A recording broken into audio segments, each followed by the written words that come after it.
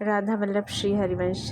धैर्य और धीरज की कहानियाँ जो हैं वो हमारे शास्त्र में, पुराणों में जब हम अगर पढ़ते हैं तो बहुत सारे ऐसे लोग हुए हैं कि जिनका जीवन चरित्र पढ़कर हम सीख सकते हैं। पर एक जो उसमें है, जिनका जन्म जो है वो हुआ राक्षस कुल में, यानी कि दैत्य कुल में हैं, तो वो इतने महान भक्त के पोते, यानी कि भक्त प्रहलाद जी के पोते राजा बलि। और उनका धैर्य और धीरज वो मतलब उस धैर्य और धीरज को अगर आप पढ़ेंगे या सुनेंगे तब आपको समझ में आएगा कि क्या धैर्य होता है और क्या धीरज होता है। थोड़ी थोड़ी सी बातों में आपा खोने वाले आज के हम लोग कि आजकल देखो न्यूज़ में या समाचार में कितने सुसाइड कर लिया या कुछ ये कर लिया, मतलब धीरज बिल्कुल भी नहीं रह गया है आजकल के जो समाज में है, दुनिया में है, धीरज धैर्य बिल्कुल भी नहीं है। तो राजा बलि से हमें धीरज और धैर्य सीखना चाहिए। राजा बलि जिन्होंने स्वर्ग को अपना लिया, यानी स्वर्ग पर जब आक्रमण किया, देवता हार गए उस समय और राजा बलि ने स्वर्ग पर आक्रमण किया और स्वर्ग के राजा बन गए। तो स्वर्ग उनके आधिपत्य में और भूमि उनके आधिपत्य में, सारे सब जगह के राजा बलि जिस समय राजा थे, तो उस समय वो यज्ञ कर रहे थे ना, तो जब उनसे ही भयभीत होकर देवताओं ने ही तो भगवान से प्रार्थना की थी कि आप कुछ ऐसा करिए जिससे कि हमें पुनः स्वर्ग प्राप्त हो, स्वर्ग की प्राप्ति हो। तो भगवान ने भगवान का रूप रखा। देखो भगवान ने अपने भक्त प्रहलाद, इतने भगवान के परम भक्त हुए हैं प्रहलाद और उनके पोते बलि जी, जो देखने में आपको लग सकता है कि भगवान ने देखो छल से राजा बलि का जो साम्राज्य है उन्होंने स्वर्ग पर पूरा अपना अधिकार कर लिया था, छीना। पर भगवान ने जो कृपा राजा बलि पर की है वैसी कृपा किसी पर भी नहीं की है। जब आप इस वृत्तांत को एकदम अपने मन से और ध्यान से पढ़ेंगे सुनेंगे तो जैसी कृपा राजा बलि पर हुई है वैसी कृपा किसी पर नहीं हुई। क्यों? जब राजा बलि यज्ञ कर रहे हैं, अब आप उनके धैर्य और धीरज को सुनिए।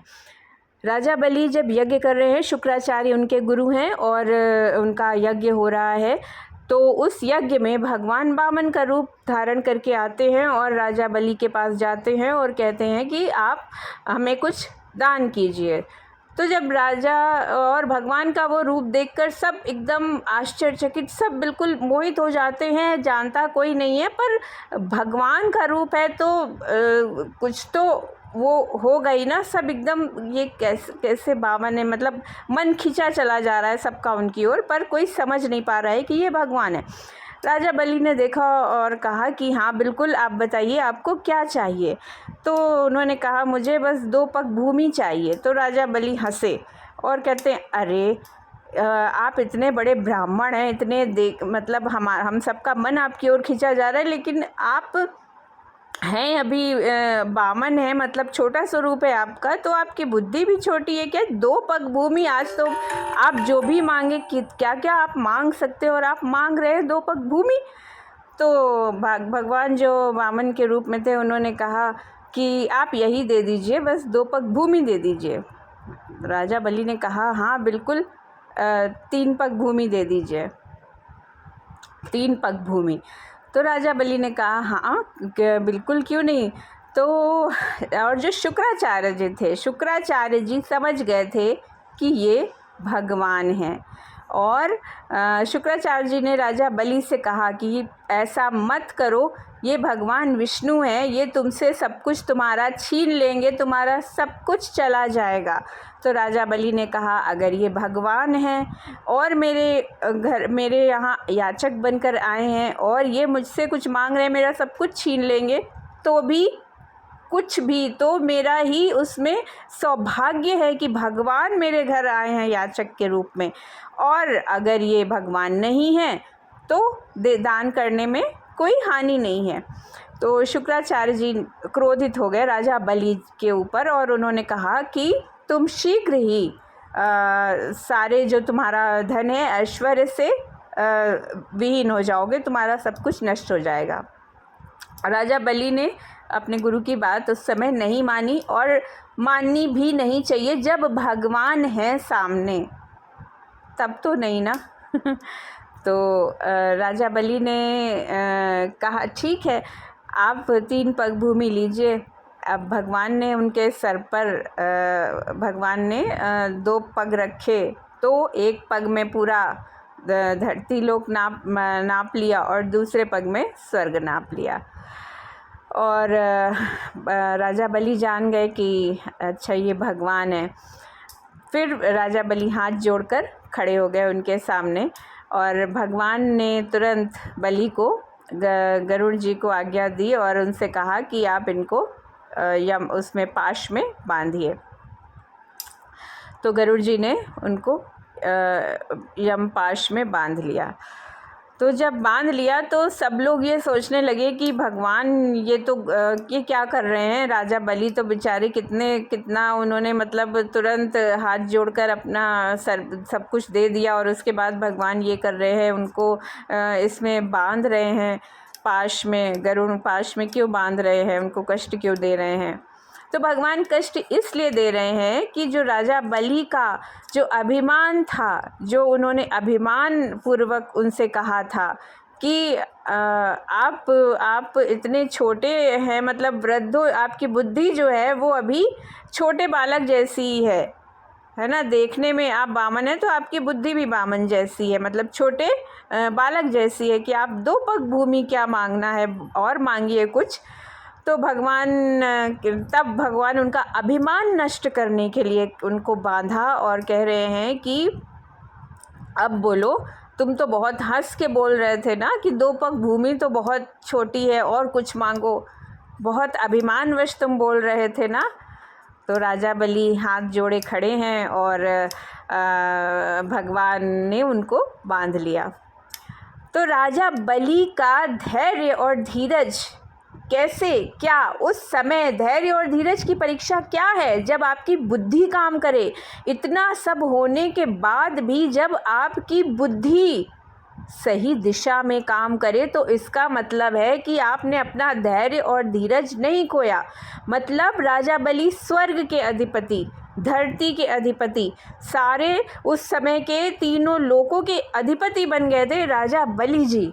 और उनका तो भगवान ने 2 पग में स्वर्गलोक नाप दिया और धरती लोक नाप दी, लेकिन राजा बलि का धीरज और धैर्य तनिक भी नहीं डगमगाया। कैसे?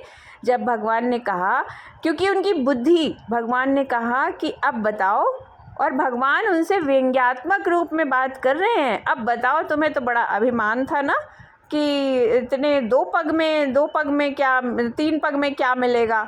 तो भगवान कह रहे हैं कि अब बताओ अब क्या दोगे। तो उनका धीरज और धैर्य ये देखिए कि उस समय उनकी बुद्धि काम कर रही है और उन्होंने कहा प्रभु अभी तो 3रा पग नहीं हुआ है और 3रा पग में मेरा शीश है, आप 3रा पग मेरे शीश पर रखिए। देने वाला भी तो है ना, देने वाला भी तो दान की वस्तु में आ गया ना, तो आप मेरे शीश पर पग रखिए।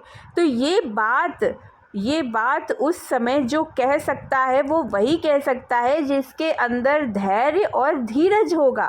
तो राजा बलि का जो धैर्य और धीरज है कि सब कुछ नष्ट होने के बाद भी, और राजा बलि को ये पता चल गया था कि जब मेरे गुरु ने बोल दिया है कि तुम ऐश्वर्य विहीन हो जाओगे तो मैं हो जाऊंगा, ये राजा बलि को पता है क्योंकि गुरु। और जब इसमें आप देखिए, जब इंद्र और देवताओं का जब स्वर्ग से उनको विहीन किया गया था तो बृहस्पति जी ने ही कहा था, बृहस्पति जी ने ही इंद्र को कहा था कि तुम शीघ्र ही स्वर्ग से विहीन हो जाओगे। बृहस्पति जी देवताओं के गुरु। तो वो हो गए थे और बृहस्पति जी ने कहा था कि तुम लोग कहीं जाकर छुप जाओ, अभी तुम्हारा समय नहीं है। तो इस समय दैत्यों के गुरु शुक्राचार्य जी ने कहा तुम ऐश्वर्य विहीन हो जाओगे, और राजा बलि को ये पता चल गया था। और उस समय भी उनका धैर्य और धीरज कि उनकी इतनी बुद्धि और उनके जैसा सौभाग्य, पहले तो उन्होंने भगवान के, साक्षात भगवान के चरण धुले, क्योंकि वो ब्राह्मण के रूप में आए, उनके चरण धुले, चरण धुल के उनका चरणामृत पान किया, और फिर भगवान का पग जो है वो अपने शीश पर धराया। तो इतनी कृपा प्रभु ने राजा बलि पर की, ये कृपा की, क्योंकि वो क्या कौन है, राजा बलि जो हैं प्रहलाद के नाती, प्रहलाद के पोते हैं, भगवान के परम भक्त प्रहलाद के पोते हैं राजा बलि। तो भगवान ने उनके शीश पर पग रखा, और फिर भगवान ने पाताल लोक राजा बलि को दिया, और भगवान ने राजा बलि को ये वरदान दिया कि मैं सदा सदा तुम्हारे द्वार पर पहरेदार बनकर रहूँगा। आज भी भगवान पाताल लोक में राजा बलि के पहरेदार के रूप में विराजमान हैं। प्रभु राजा बलि से इतना प्रसन्न हुए कि बलि को भगवान ने कहा कि मैं सर्वथा तुम्हारा चौकीदार बनकर, तुम्हारा पहरेदार बनकर रहूँगा, और राजा बलि के पहरेदार बनकर भगवान पाताल लोक में विराजमान हुए। तो धैर्य और धीरज कि सब कुछ नष्ट हो जाए और धैर्य और धीरज ना खोए, तो ये राजा बलि से हमें सीखने को मिलता है। राधा वल्लभ श्री हरिवंश।